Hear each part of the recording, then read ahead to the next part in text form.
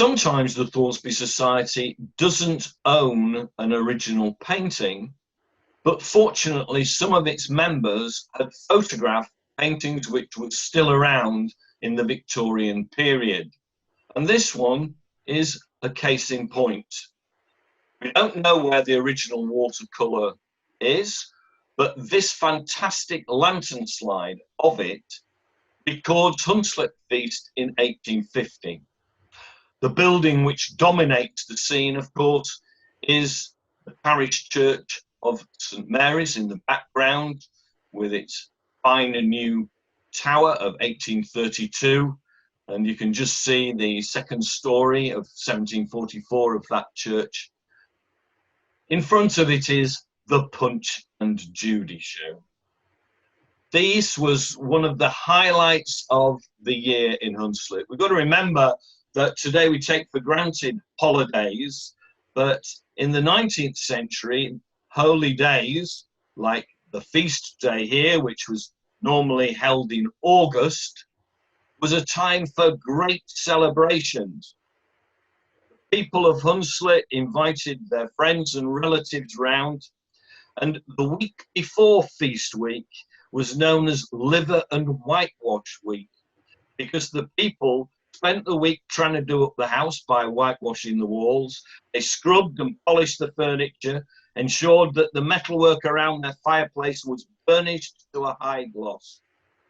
But they lived off liver and onions, which was cheap, so that they could save up to not only go to the feast, but also to have a huge piece of beef on the table on the day. As we look at this, not only have we got the Punch and Judy to the right, we've also got O'Brien's putting on a play for the adults.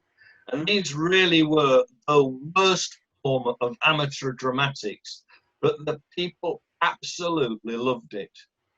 To the side, you see the children's swing boats, and as we move round, in the background, you can see the 3- and 4-story large houses which abutted Church Street, which show the wealth of those Georgian merchants and cloth manufacturers, and how they could construct in fine brick with wonderful sash windows very tall and impressive houses.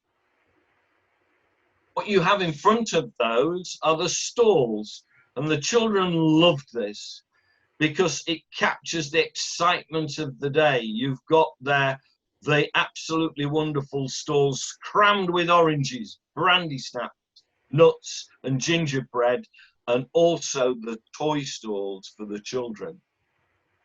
To the right of the picture, we have a house which was called Stock's House.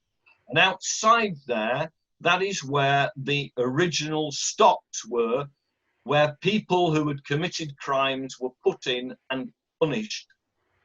And to the far left of the picture, as we scan across, you can see everybody in their Sunday bests, the men wearing their long trousers, shirts and long coats, and their heads crowned with their fine hats, and the ladies in their wonderful dresses. But at the far left, what you can see is a large cart. And this cart was called a West Riding wagon with shelvings round the side that extended so that you could get far bigger loaders on it. And you can see the farmer in his frock coat and his wide-brimmed hat leaning against it.